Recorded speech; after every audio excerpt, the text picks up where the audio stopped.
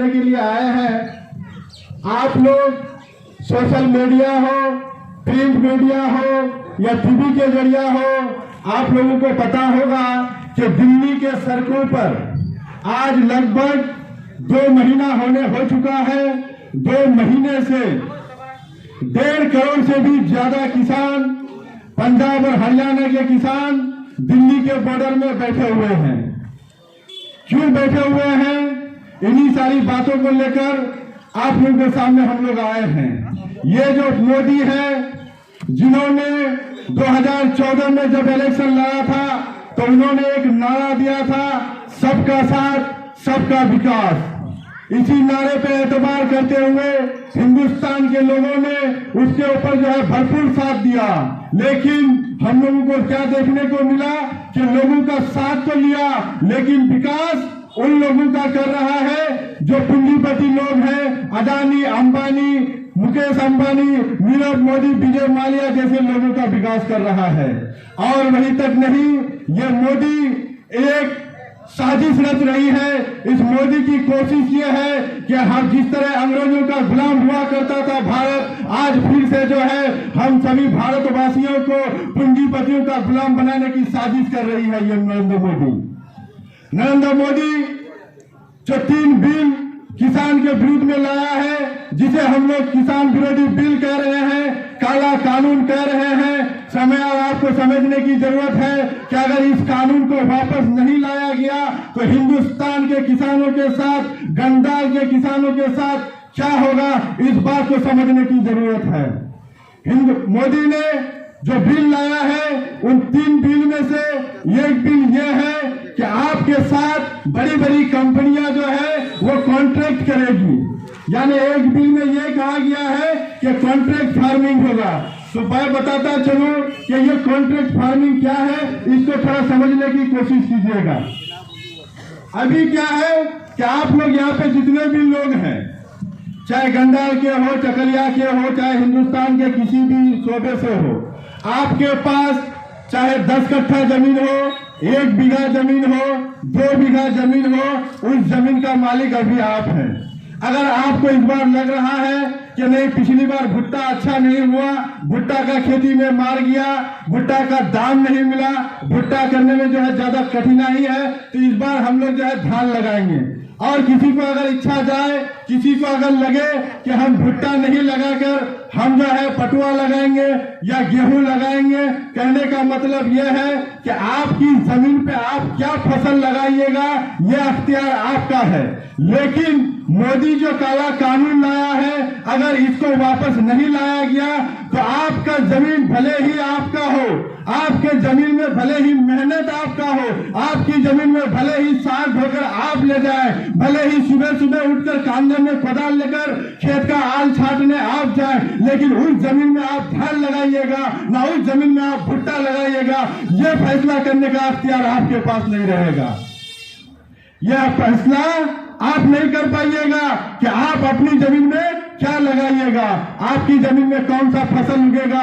यह फैसला दिल्ली और मुंबई में बैठे बड़े बड़े जो करोड़पति पूंजीपति लोग हैं, अडानी, अंबानी जैसे लोग, वो लोग वहां से फैसला करेगा कि इस बार गंडाल के लोगों को जो है मक्की लगाना नहीं होगा, इस बार गंडाल के लोगों को जो है धान लगाना नहीं होगा, इस बार गंडाल के लोगों को गन्ना लगाना होगा। आपको गन्ना लगाना आता हो या नहीं आता हो, आप उस वक्त मजबूर हो जाइएगा गन्ना लगाने पर, क्योंकि ऊपर से जो कहा जाएगा उसी को आप लगा पाइएगा। और अगर गन्ना अच्छा हुआ या खराब हुआ, इसकी जिम्मेदारी भी आप पर। आप जो कहिएगा कि गन्ना को हम मेहनत करके, मान लीजिए किसी तरह गन्ना उगा भी लिए, तो उसको अपनी मर्जी से आप बेच भी नहीं पाइएगा। ये है वो काला कानून। इसी के खिलाफ आज करोड़ों की तादाद में हरियाणा और पंजाब के किसान आज 2 महीने से दिल्ली के सड़कों पे बैठे हुए हैं। लेकिन आपके बीच में देखते होंगे, हमारे इलाके में अभी नेता जो है ना, वो दर्जन के हिसाब से घूमता हुआ मिलेगा। जिस चौक में जाइएगा, जिस चौराहे में जाइएगा, वहां पे आपको 2 नेता खड़ा मिलेगा। लेकिन वो नेता लोग आके आपके यहाँ बंगो दुनी यात्रा करेगा, तरह तरह की बात करेगा, डेवलपमेंट की बात करेगा, झूठा डेवलपमेंट, लेकिन वो लोग आप लोगों को आकर ये बातें नहीं बताएगा कि आज हिंदुस्तान का किसान किस हाल में है, आज हिंदुस्तान का संविधान खतरे में है, आज पूरा देश खतरे में है। क्यों नहीं बताएगा? क्योंकि उसको जो है उसकी दीदी नहीं बोली है बोलने के लिए। ये जितने भी नेता लोग हैं, ये लोग वही बात आगे गंडार हाथ में कहेगा जो बात बोलने के लिए दीदी की तरफ से उसको बोला जाएगा।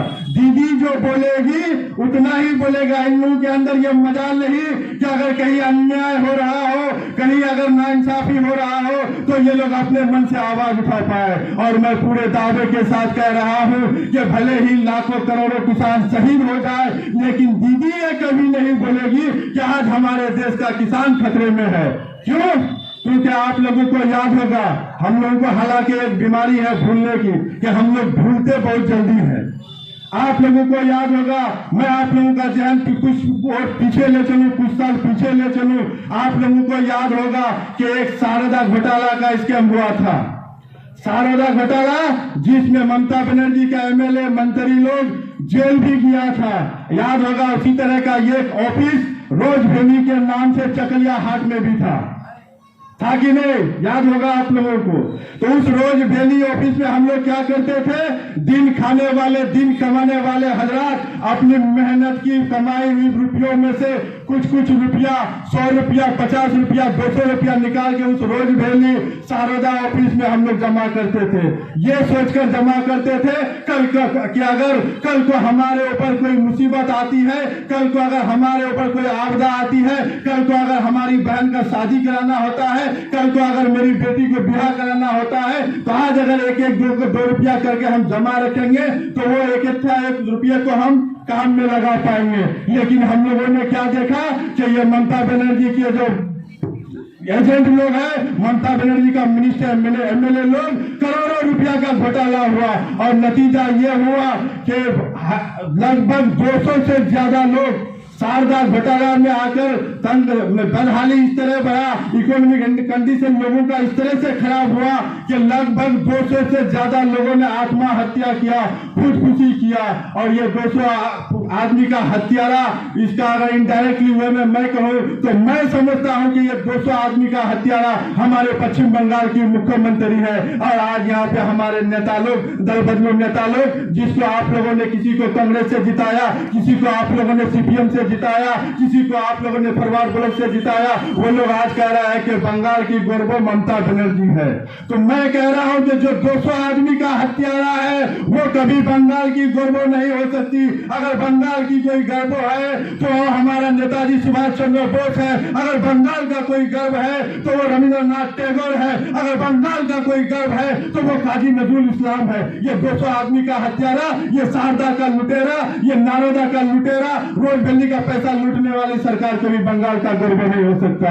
तो मैं ये कह रहा था कि ममता बनर्जी कभी नहीं आएगी आप लोगों को कहने कि किसान खतरे में है, किसान आंदोलन करना होगा। वो इस वजह से नहीं आएगी कि उन्होंने जो शारदा के नाम पे जो घोटाला कर रखा है, आज अगर नरेंद्र मोदी के खिलाफ वो सड़कों पे उतरती है, आज अगर वो नरेंद्र मोदी के खिलाफ आवाज लगाती है, तो कल नरेंद्र मोदी दिल्ली से बैठ के अपने सीबीआई को बोलेगा कि भैया आप तुम दिल्ली कलकत्ता जाओ और उसका जो फाइल, उसका जो केस दबा हुआ है वो केस उजागर होगा और परसों जो है ममता बनर्जी को जेल जाना पड़ेगा। इसलिए ममता बनर्जी कभी आप लोगों की इस डिमांड को नहीं उठाएगा।